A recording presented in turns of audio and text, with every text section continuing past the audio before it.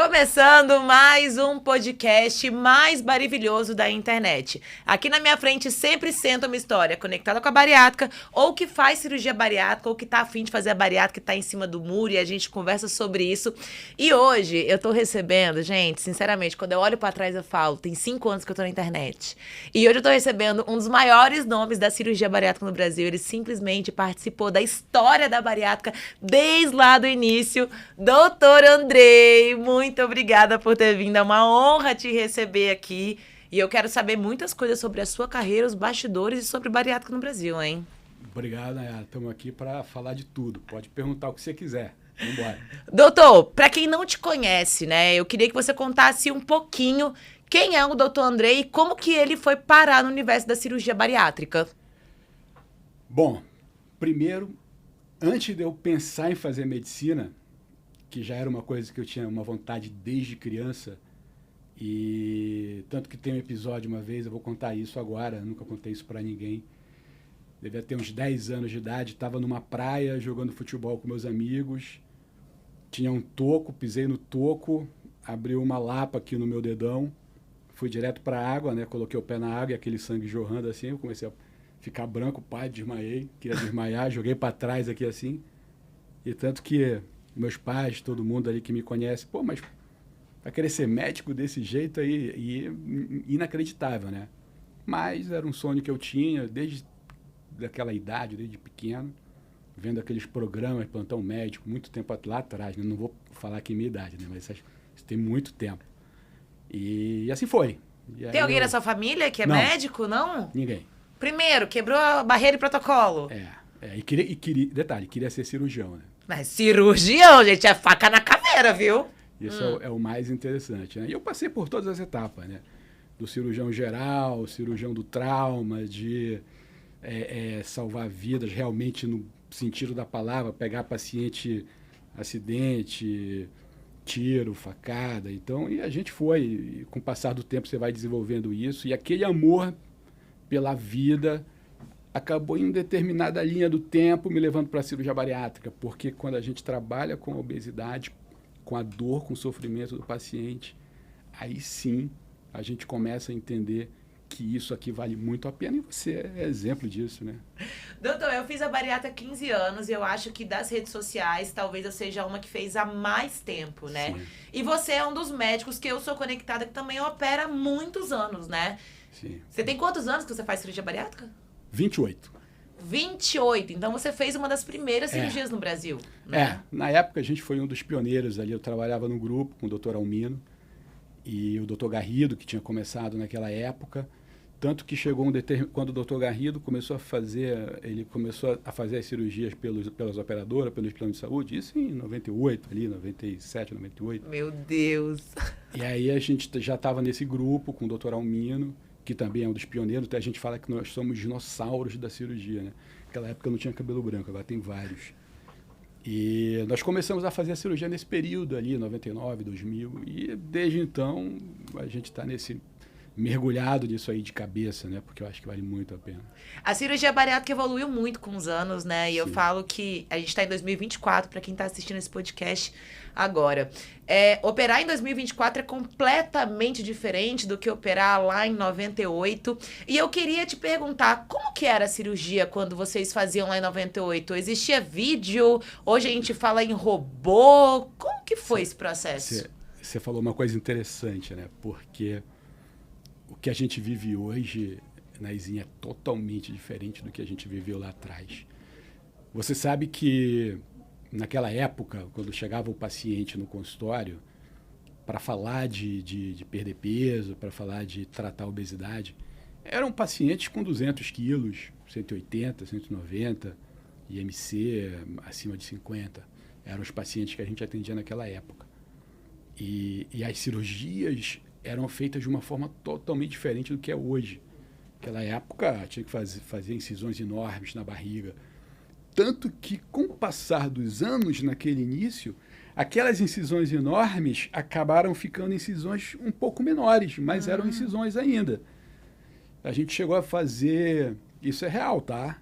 Muita gente não sabe, mas eu estou te falando. A gente chegou a fazer cirurgia de bypass, que naquela época a gente falava cirurgia de capela, com incisões desse tamanho. Se você for analisar, cabe 4 dedos da minha mão. E eram exatamente incisões desse tamanho aqui. Antigamente eram incisões grandes, com o passar do tempo as incisões passaram a ser menores e a gente naquele espacinho conseguia fazer a cirurgia.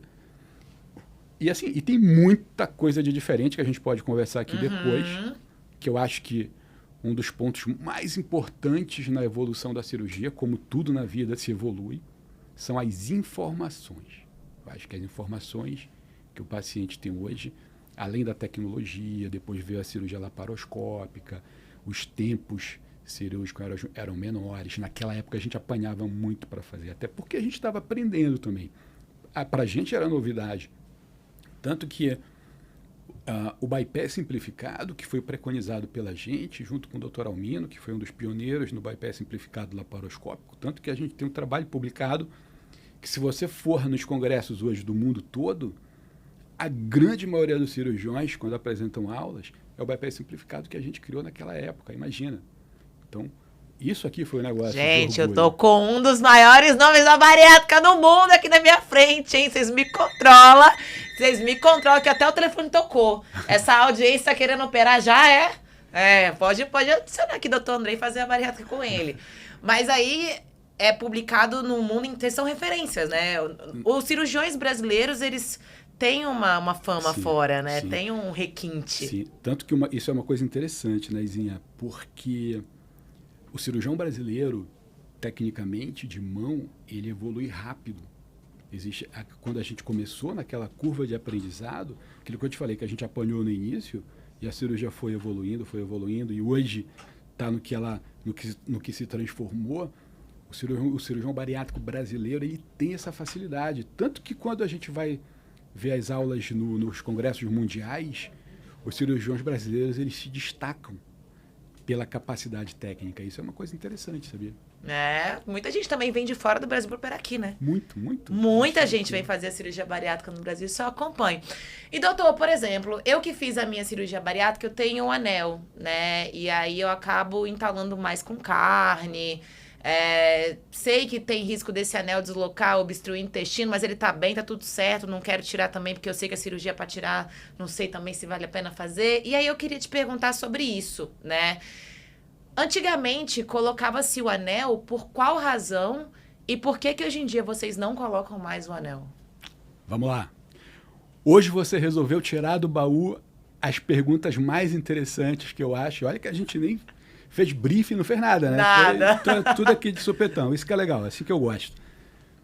Lá atrás, a gente falava em anel porque quando se pensava em reduzir o estômago, tanto que o cirurgião que preconizou isso foi o Fábio Capella, que são os cirurgiões que iniciaram essa técnica, eles acreditavam que colocando um anel de silicone naquele estômago pequeno ia evitar que esse estômago dilatasse no futuro, distendesse, porque é natural, é um músculo.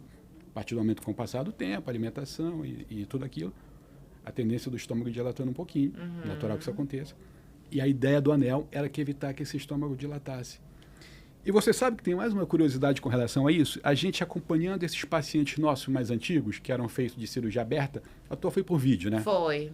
Aí depois eu vou entrar nesse mérito. Mas lá atrás, naquela época, quando se fazia aberta, obrigatoriamente a gente fazia o estômago maior, mais longo, e colocava um anel. E o que acontecia? Aquilo virava uma ampulheta. Por quê? O paciente, teoricamente, é importante a proteína, principalmente a carne, vamos colocar por esse lado. O paciente comia e aquilo ia caindo aqui, formando aquela ampulheta, aquilo ia caindo aqui, e ia passando pelo anel aos pouquinhos. E a proteína, a carne, o paciente ele tinha muito mais dificuldade de comer a proteína. E o que acontecia com esse paciente lá atrás?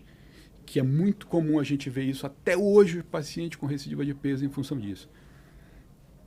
Essa carne, quando caía aqui, na Izinha, ela tinha dificuldade de passar pelo anel.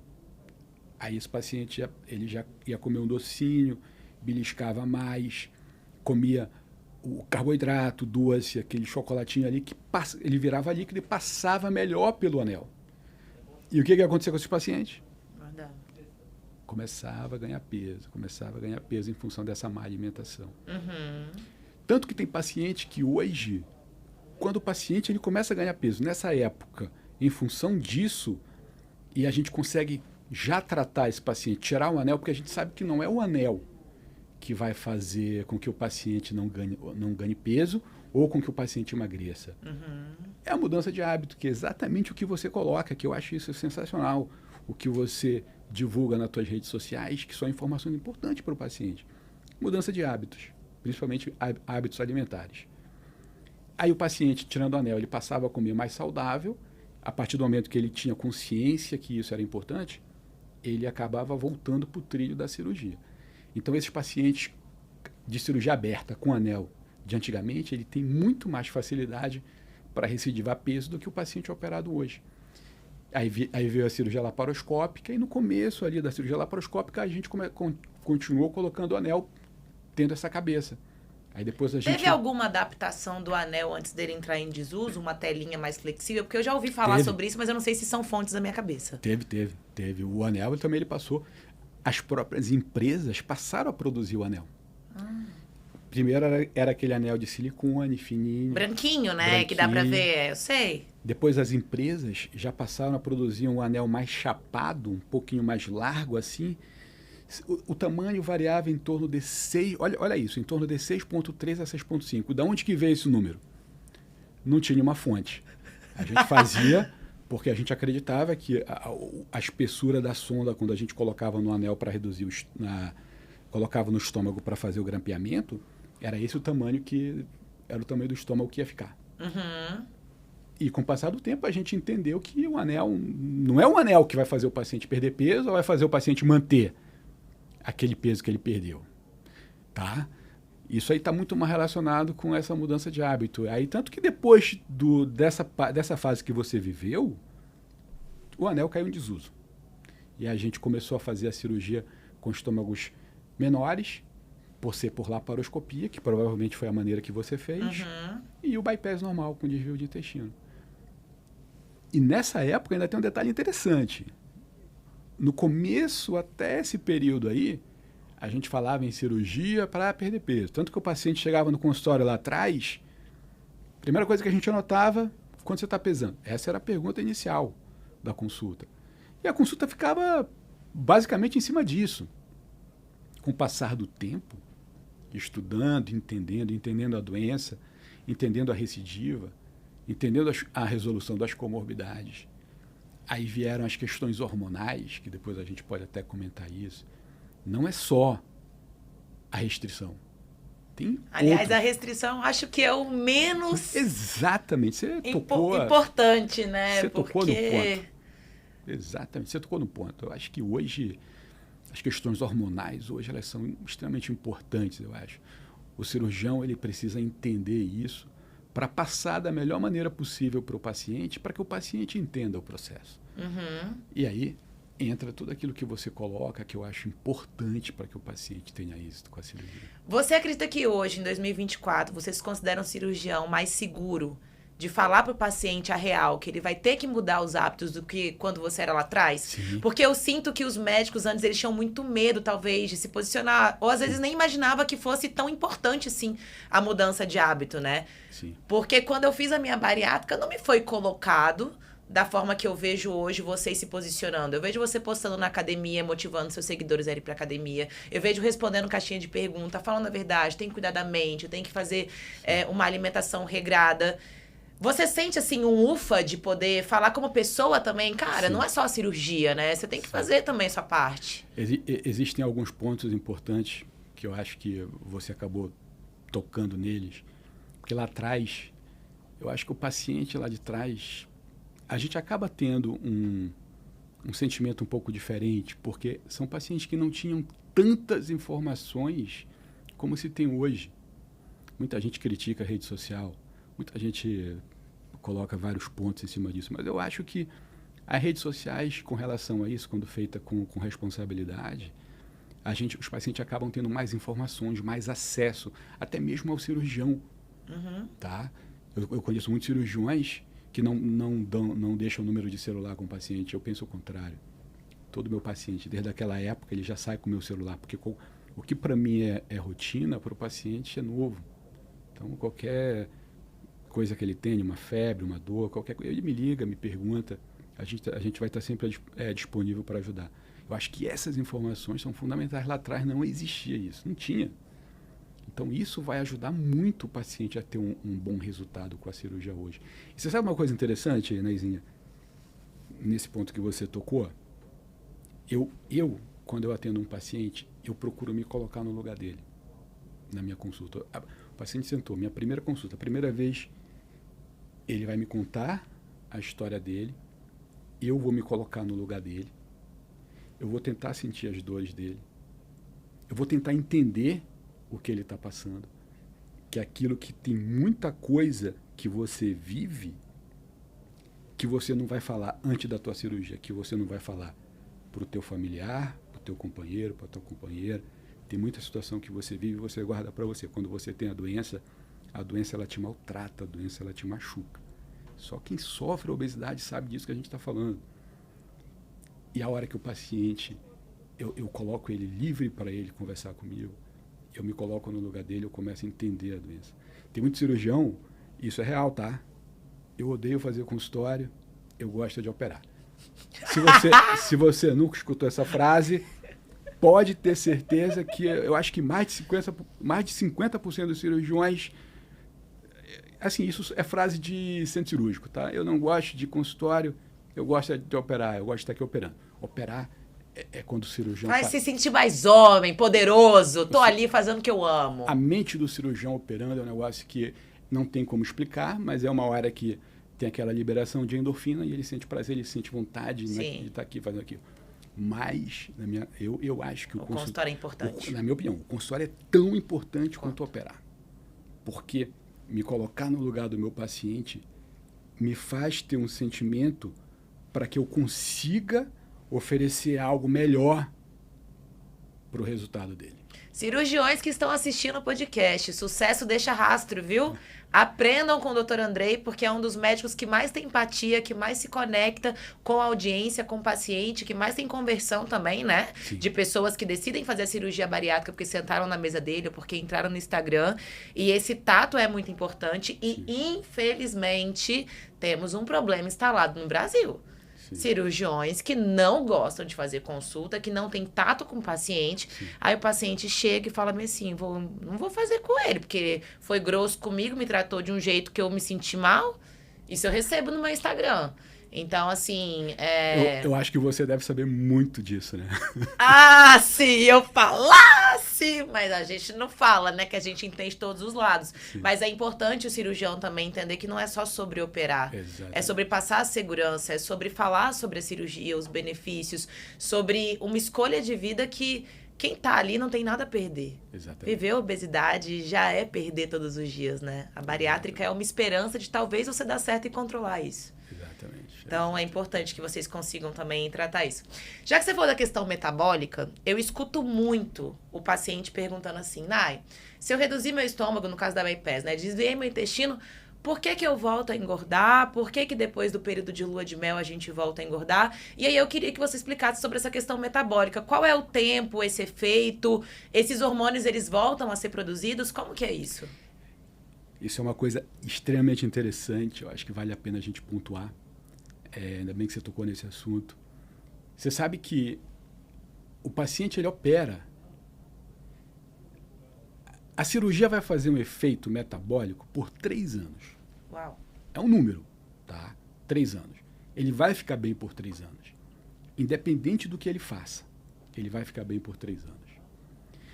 Tanto que o paciente, quando ele opera, ele vem na primeira consulta ali de uma semana, recém-operado, está emagrecendo, passou o primeiro mês de dieta líquida, ele sofreu ali, xingou o cirurgião, xingou todo mundo, mas ele sobreviveu aquele mês, passou para a realimentação, aí ele vem no segundo mês da realimentação, opa, está descendo tudo bem, eu estou emagrecendo, que lindo, que maravilhoso. Nem pergunta ali se começou a fazer atividade física, porque ele não quer nem saber, a gente falou, mas entrou aqui, saiu aqui. Ele está seguindo o jogo. Porque o pau está quebrando, está emagrecendo. Ele tá emagrecendo, aí ele começou a realimentação, aí ele começa a comer, e começa a ver que tá tudo certo e tá emagrecendo. Aí belisca ali um docinho, tá emagrecendo, aí ele some do consultório, desaparece, porque é uma mágica. Aquilo para ele ali, ele tá vivendo, que é o que você falou, ele tá vivendo uma lua de mel, como todo relacionamento, aquela lua de mel, aquele começo maravilhoso ali. Então, o que está acontecendo na vida dele? Estou perdendo peso, deixa o negócio de lado e segue o jogo. Ele vai ficar bem 3 anos.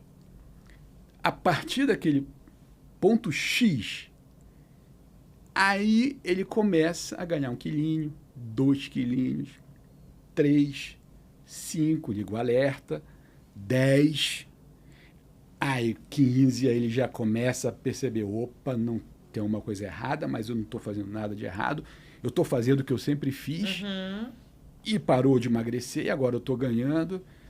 Aí chega a 20 quilos, ele fica com vergonha de voltar para o consultório porque ele sumiu.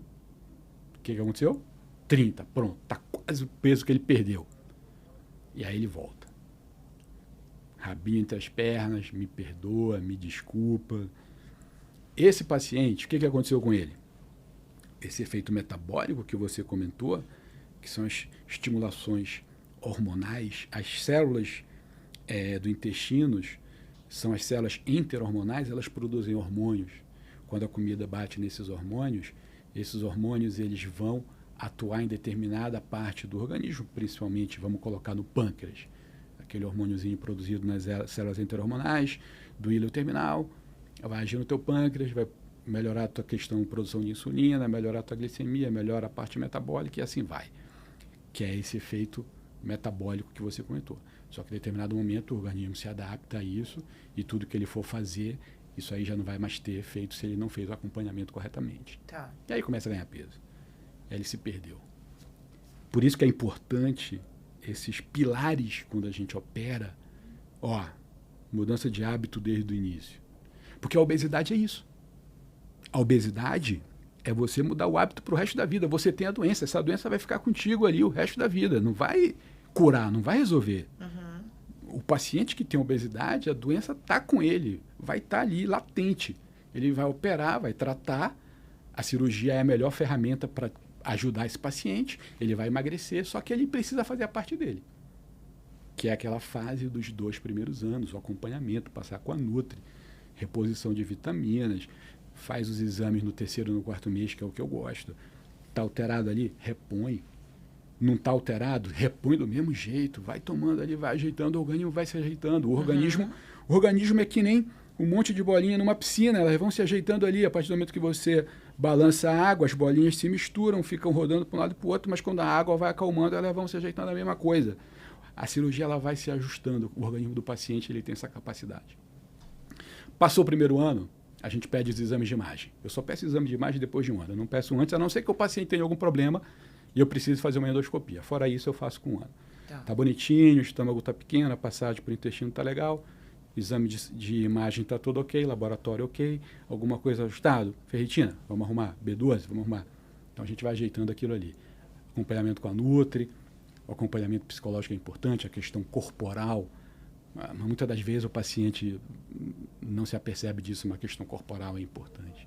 Então esse paciente que mudou os hábitos, entendeu os pilares, começou a fazer uma atividade física regularmente depois do 1º mês, que é quando a gente libera, ele consegue fazer isso para o resto da vida. Uma coisa que eu sempre falo, 2 anos, o paciente se adaptou à cirurgia. Naizinha, o ano tem 365 dias. Pelo amor de Deus, eu não acredito que um paciente não tire um dia em 365 para ir lá no teu cirurgião, fazer um exame de sangue, ver se está tudo certo. Precisa repor alguma coisa, já repõe. O cara que faz isso, ele vai ter sucesso. Isso é para o resto da vida. Não é só nesse momento. Mas sabe uma coisa que eu gosto de levar à reflexão? Para mim, qualquer pessoa com mais de 30 anos que não está fazendo atividade física, Sim. que não faz terapia, que não faz check-up médico e reposição, tá vivendo uma vida sem saber para onde vai. Exatamente. Isso aí não é sobre bariátrica, é sobre maturidade, é sobre você ter um foco, uma direção, uma clareza, uma qualidade diferenciada daquilo que você quer pro seu futuro. Aí parece que a bariátrica, tudo é culpa da bariátrica, né? tudo é culpa da bariátrica, né? Impressionante isso. Tudo. Parece que a bariátrica é um evento tão importante na vida das pessoas que tudo é culpa dela. Doutor, eu queria te fazer uma pergunta. Eu perdi 26 quilos em um ano. E eu acredito sim que meu emagrecimento foi muito rápido. Sim. Porque eu nunca vi alguém perder 26 quilos Sim. em um ano Foi bom. fazendo o que eu fiz. Sim. A cirurgia, ela facilita esse emagrecimento, mesmo para quem teve reganho? Tem algum estudo que fala, não, você tem a bariátrica, a partir de agora vai ser mais possível emagrecer, mesmo que você engorde? A partir do momento que você tem a cirurgia, e lógico, você faz os exames. Nos exames de imagem, você vê que o estômago está pequeno, a tua cirurgia está perfeita, mas mesmo assim você teve o reganho, é óbvio que o teu reganho foi porque saiu do trilho. Em algum momento ali na alimentação, ou fracassou na atividade, não sei, alguma coisa aconteceu ali, você saiu do trilho e teve a recidiva, tá? Então, a partir do momento que a tua cirurgia tá legal, tá bonitinha, tá dentro dos padrões técnicos que você fez, a partir do momento que você volta pro trilho de novo, que é exatamente isso que você coloca, que eu acho isso fundamental para que os pacientes entendam. Você tem a cirurgia, você tem a melhor maneira, o melhor auxílio que uma pessoa poderia ter, que tem a doença poderia ter. E aí você vai e faz aquilo que você está habituado a fazer, você volta a fazer, né? E automaticamente, aí a cirurgia vai te ajudar. Nessa hora a cirurgia te ajuda, desde que você faça tudo certinho novamente. E outra coisa, e a hora que você tem que tentar evitar o efeito sanfona, Naizinha. Isso é uma coisa que a gente sempre fala com os pacientes, e eu acho importante também isso que você coloca. Porque a partir do momento que você muda os hábitos, não tem segredo, não tem erro. A tua cirurgia vai ser um sucesso. E vai embora. E você vai ter saúde. Tá, agora eu quero falar sobre tipos de cirurgia. Não sleeve ou bypass, mas a forma que opera. Sim. A gente tem a cirurgia aberta, ainda que o SUS, né, acaba fazendo. Eu não sei se plano de saúde faz aberta, acredito que não mais, né? Hoje não mais. Não mais. Aí tem vídeo, tem robô. Qual é a diferença de você fazer hoje uma cirurgia aberta, vídeo, robô? O SUS hoje já está liberando a cirurgia laparoscópica. Tá? Hoje são poucos serviços do SUS que não fazem. A cirurgia robótica, ela é uma cirurgia laparoscópica. A laparoscopia, o robô, eles são o acesso é semelhante. A diferença do robô para a laparoscopia é que o cirurgião ele vai se sentir mais confortável, porque eu vou sentar num console, vou olhar aqui no monitor, vou fazer a cirurgia. O movimento que eu fizer aqui, que o robô vai reproduzir os meus movimentos aqui e lá no paciente, são movimentos mais precisos, tá? E isso vai bem para uma cirurgia revisional, paciente que teve recidiva de peso, ou um paciente que teve algum problema com a cirurgia, a gente precise arrumar, fazer alguma coisa de diferente para ajudar esse paciente. O robô ajuda muito nisso. O robô, ele é uma evolução da cirurgia laparoscópica. Hoje os convênios ainda não liberam assim 100%. Eu acho que isso aí vai ser uma coisa para logo, um futuro bem breve, mas... O pós do paciente é melhor? É uma cirurgia mais segura para o robô? Eu acho que a segurança é um pouco melhor. Tá. O pós-operatório é o mesmo, desde que o cirurgião que faz a cirurgia laparoscópica com excelência, aquele cirurgião que tem habilidade, que consegue entregar uma cirurgia laparoscópica bem feita, o pós-operatório vai ser igual. Talvez a precisão de movimentos no transoperatório em determinadas situações revisionais que o cirurgião entenda que o robô vai te dar isso diferente, aí vai fazer a diferença. Mas em termos de resultados a longo prazo, é igual, a resultados de pós-operatório é igual. Tá? O paciente operado por laparoscopia, por um cirurgião que tem experiência, ele vai entregar o mesmo pós-operatório operado pelo robô. As vantagens são esses pontos que eu te comentei. Tá. E a diferença da aberta para por vídeo? Esquece. A aberta, ela tem que ser extinta, né? A aberta fica nas memórias dos cirurgiões e das pessoas que passaram por ela. Só isso. Aberta nunca mais. Eu acho que não se deve falar mais isso. Ótimo. Doutor, nas redes sociais tem se levantado muito sobre a tal da hérnia de Petersen. Petersen, como é que fala? É Petersen? Petersen. E eu nunca ouvi falar tanto nisso, né? Espaço de Petersen, se o médico fechou, se não fechou. Aí teve até uma influenciadora que teve uma questão da hérnia, e aí ela falou, pergunta seu médico se ele fechou o espaço. Já me perguntaram. Aí eu falei, Jesus, mas eu não sei, o meu tá aberto, será que eu ainda posso ter esse negócio? Veio uma pulga na orelha, mas eu falei, deixa eu perguntar pro rei, né? E aí eu queria entender. Que diacho é isso? E tem algum exame que eu possa fazer que eu sei se tá aberto ou fechado? Ou é melhor esquecer que isso existe? Não, esquecer não, mas você sabe que eu acho que isso aí deve ter dado um boom nisso aí em algum momento. Porque eu recebi algumas mensagens de alguns pacientes que eu operei. Doutor, o senhor fechou meu espaço? Aí, assim, o nome foi variado, né? Já saiu até, como é que era? Peter Ben. Aí saiu... Daqui a pouco vai ter Peter Pan. Só faltava Peter Pan. Peterson, saiu todos os nomes. E assim, na realidade, a gente faz esse fechamento desse espaço de rotina. Tem quantos anos que vocês fazem isso? Já faz desde 2005, 2006. Tá. Já faz muitos anos que a gente fecha isso. Você sabe que, só para a gente tentar falar rapidinho, aí você tem o estômago, aí você tem o grande aumento, que é o grande epíplon, né? Hoje chama grande aumento, que está entre o estômago e o intestino grosso. O intestino grosso, ele tem o mesocólon, e aí depois vem o mesentério, que é o meso do intestino delgado, a gordura do intestino delgado. Quando a gente pega o intestino delgado e traz aqui para cima para unir nesse estômago pequeno, essa gordura vem junto. Então, vai criar um espaço da gordura do mesentério, do intestino delgado, com a gordura do mesocólon, do intestino grosso. Então, esse espaço da gordura do intestino delgado com a gordura do intestino grosso chama espaço de Petersen. Esse cirurgião deve ser um cirurgião que deve ter se ferrado muito, né, para colocar o nome dele nesse espaço. E ele nem era bariátrico, ele era cirurgião oncológico, era outra coisa.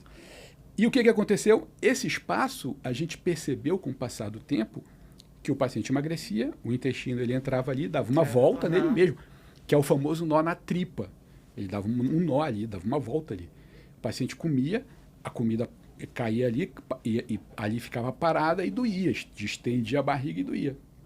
E o que acontecia algumas vezes? O intestino ele mesmo se desfazia, aquela volta que ele deu, ele saía daquela volta e voltava para o normal e parava a dor. Tá. Ou seja, o paciente comia, tinha dor, parava, aí estava sem comer, não doía, porque ele saía da volta. Aí, o melhor exame para se identificar essas hérnias é a tomografia, tomografia de abdômen, que a gente consegue, o radiologista ele consegue identificar direitinho ali, e ele dá uma sugestão, às vezes ele dá até diagnóstico, mas na grande maioria das vezes ele dá a sugestão que aquele espaço está aberto e que existe aquela tumefação dos vasos e o intestino ele entra ali. Quando acontece isso, que a gente chama de hérnia de Petersen, a gente faz uma laparoscopia e fecha esse espaço. Mas na grande maioria das vezes, hoje na cirurgia, a gente já fecha esses espaços de rotina. E eu costumo fechar, eu gosto de fechar com fio e gosto de voltar com fio. Tem cirurgião que fecha aqui uma vez. Mas isso impede que não aconteça mais? Não, reduz a chance. Pode ser que... E a chance já é bem pequena, tá, gente? Cirurgia bariátrica é uma cirurgia muito segura. Isso, assim, é uma complicação... Sim. E fechando esse espaço, hoje, é raro um paciente ter hérnia. Raro. A não ser que ele emagreça muito, aqueles pontos se soltem e aí o espaço fica ali. Mas hoje, fechando esses espaços, é muito difícil você ter essa hérnia de Petersen. Muito raro. Muito. E falando sobre complicação de cirurgia bariátrica, né? Porque é um tema que a pessoa que senta ali quer saber. E eu vejo que tem muita gente que tem medo de morrer, né? Vou pra cirurgia, não vou voltar da anestesia, vou morrer, e não tem medo de ficar obeso. Sim. Qual é a porcentagem de chance de risco de uma cirurgia bariátrica hoje? Posso te falar um número? Não chega a 0,3% o risco de uma cirurgia. Lá atrás, quando a gente começou a fazer cirurgia, sério isso que eu vou te falar, 6 a 7% o risco de fístula, que é quando tem o extravasamento do líquido, do alimento, para dentro da barriga. Por quê? Um grampo soltou, um ponto soltou, e aquele líquido ele acaba saindo aqui na barriga. Ou então o paciente come antes da hora, existe isso também. Sério. Às vezes o paciente fica tão bem, essa história é real, o paciente fica tão bem, está operado ali, está trabalhando, esqueceu que está operado, viu um pedacinho de pão ali, foi lá e pá, comeu um sanduíche ali. E aí não era a hora, estava 10, 15 dias de operado, aquele sólido ali forçou o grampo e às vezes rompe e cai na barriga. Aí esse paciente tem que, teoricamente, ir para o centro cirúrgico. Cigarro também aumenta, né, a chance de fístula. Aumenta o cigarro, a nicotina, ela enfraquece os tecidos, né? Tanto que hoje a paciente fumante, paciente que... O tabagista mesmo, hoje, a gente tem uma tendência mais ali para fazer um sleeve, porque tem menos costura, né? Do que o bypass. Doutor, uma pergunta da atualidade, né? Que o vape, ele surgiu tem pouco tempo, mas Sim. tem muitas pessoas que estão usando e a nicotina do vape é muito maior até que a do cigarro. Bem maior. Recebi, inclusive, uma seguidora falando, Nai, sou fumante, fiz a bariátrica tem uma semana, tô com medo de fumar cigarro, mas queria saber se eu posso vape. Aí eu falei, se você não quer ter uma fístula, não fume, porque Larga o vape tudo. é pior. Você sente isso? O seu... Sim. Eles falam que usam vape ou cigarro? Eles perguntam sobre isso? Não, os meus pacientes, graças a Deus, não, mas eu já vi paciente em rede social perguntar. Tá.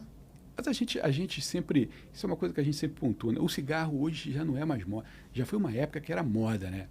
Você acendeu o cigarro, você está num momento social, até mesmo você vai numa festa, em uma danceteria, vai lá, acende o cigarro. Balada, né? Eu sou da época da danceteria, eu tô velho mesmo. Você vai numa balada e assim... Hoje não existe mais isso. Hoje é rara.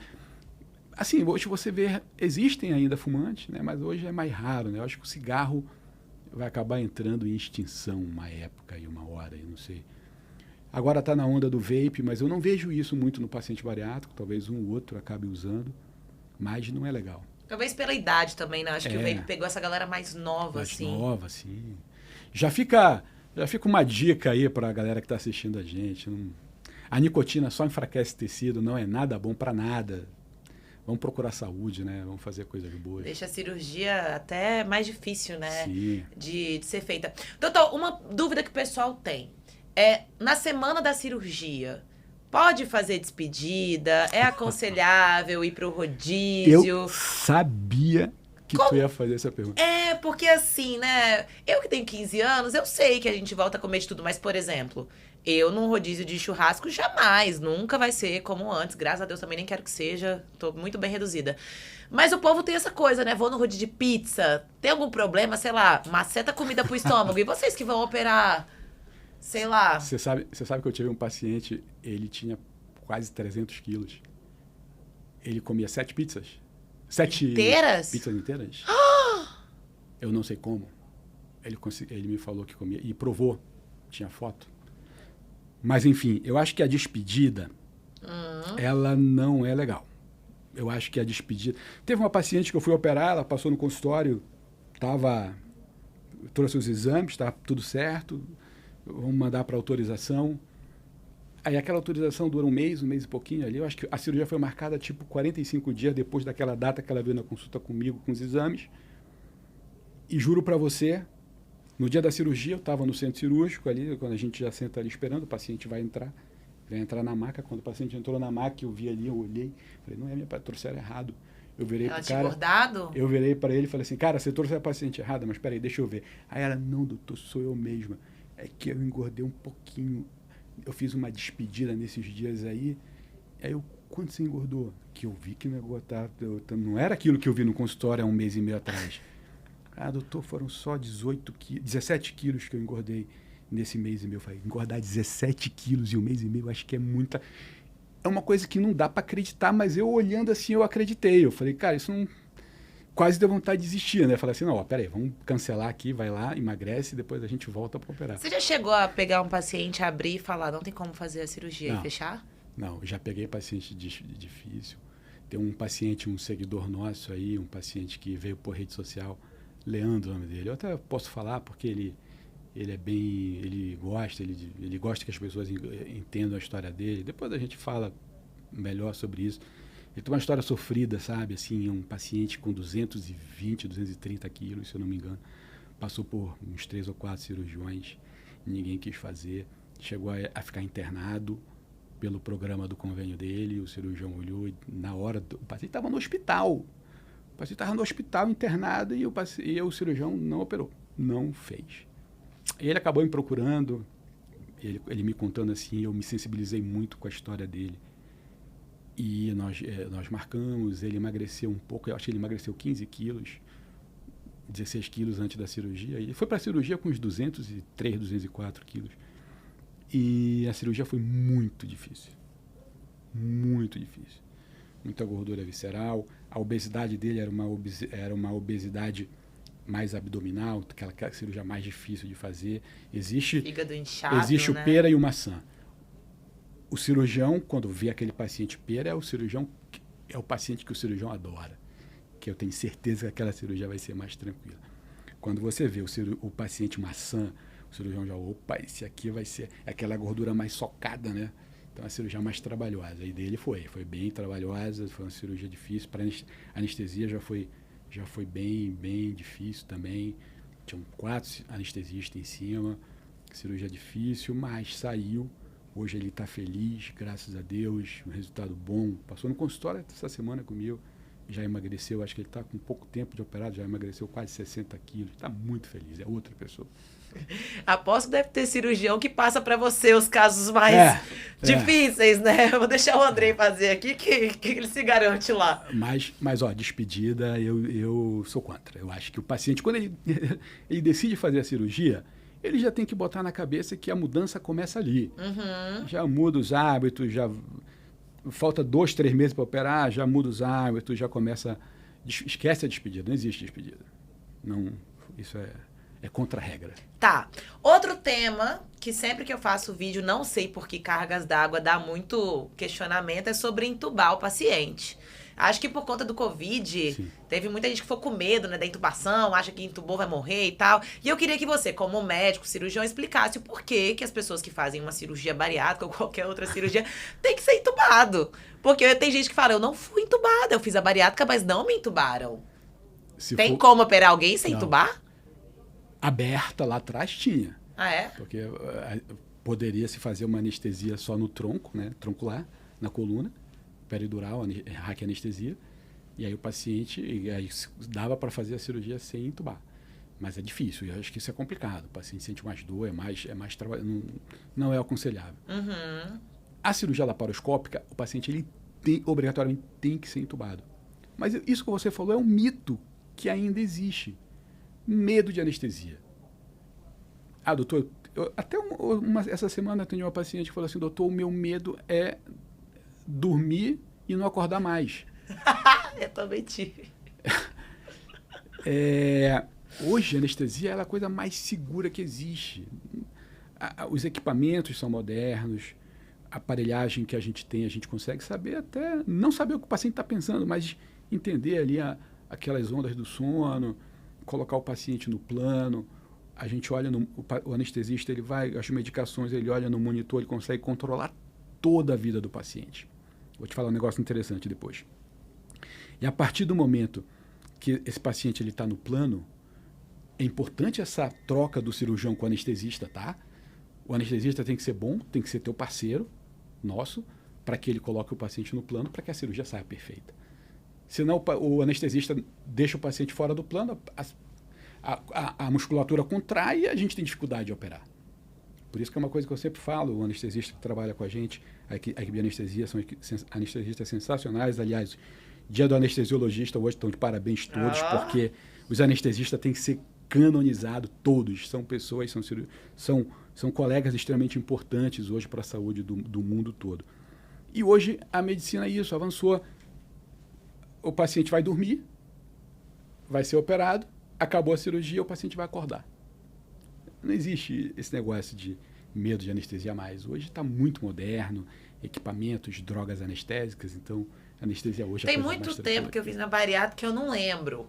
Mas quando a gente deita lá, que tá de cara com o anestesista, que eu acho que é a primeira pessoa que a gente vê, né? Ele bota a gente pra cheirar o negócio, ele bota na veia antes de entubar, o que é que a gente faz? Os dois, né? A gente coloca ali, então o paciente já vai começar a sentir aquele soninho, aí vem as Já medicações. vai de arrasta, depois não lembra mais nada. Aí já vai as medicações, aí sempre o anestesista vai brincando ali um pouquinho, falando coisas boas, porque naquele momento você vai... Tem paciente que sonha, né? Tem paciente que sonha. E aí ele vai falando coisas boas, pensa numa praia.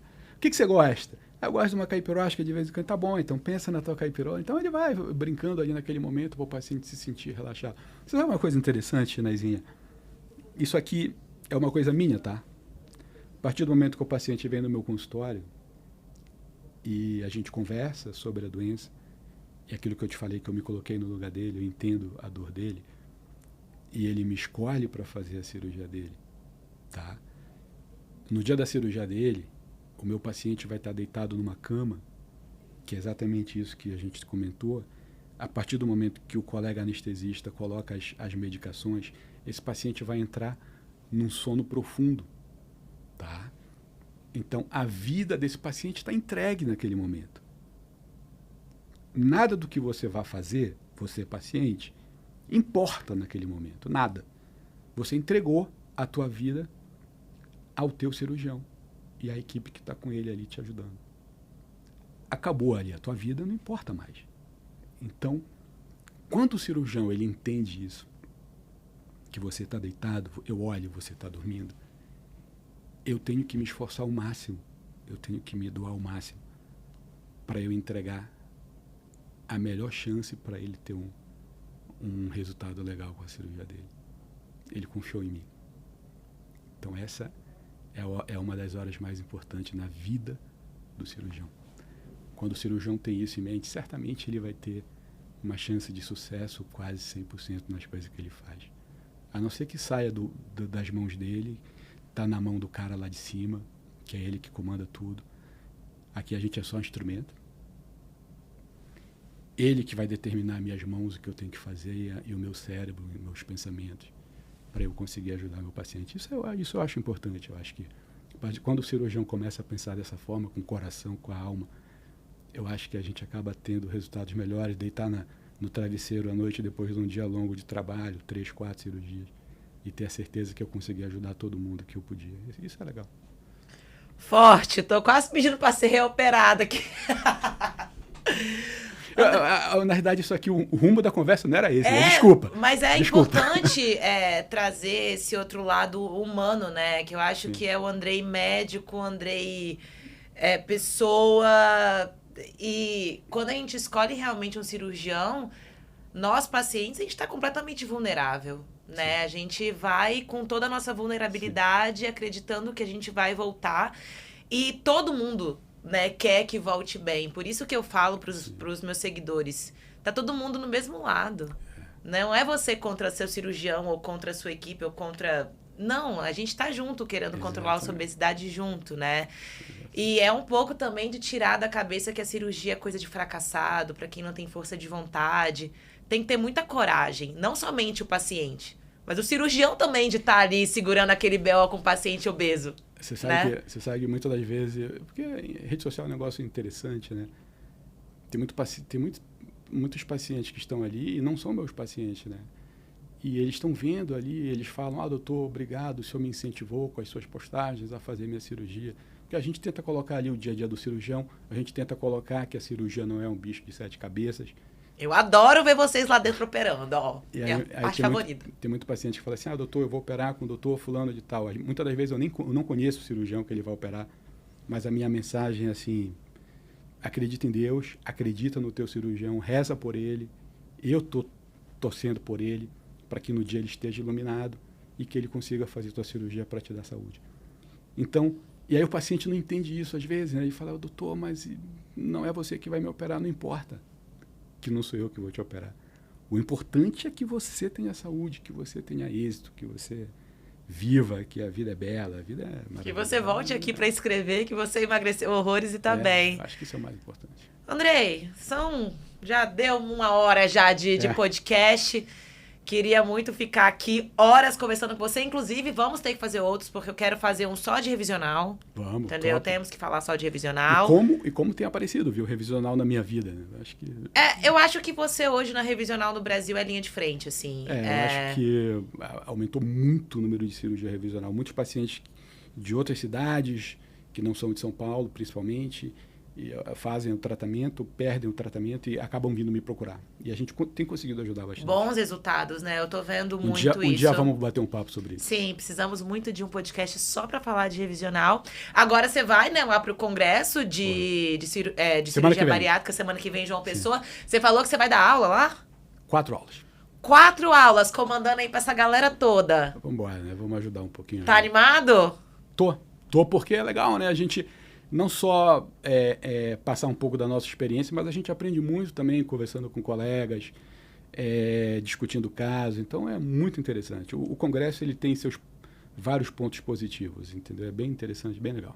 E quem quer te achar na rede social, quem quer operar com você, como é que você faz? Você opera só em São Paulo? Você vai para outros lugares do Brasil? Conta aí um pouquinho. Eu faço uma proctoria de uma empresa de material,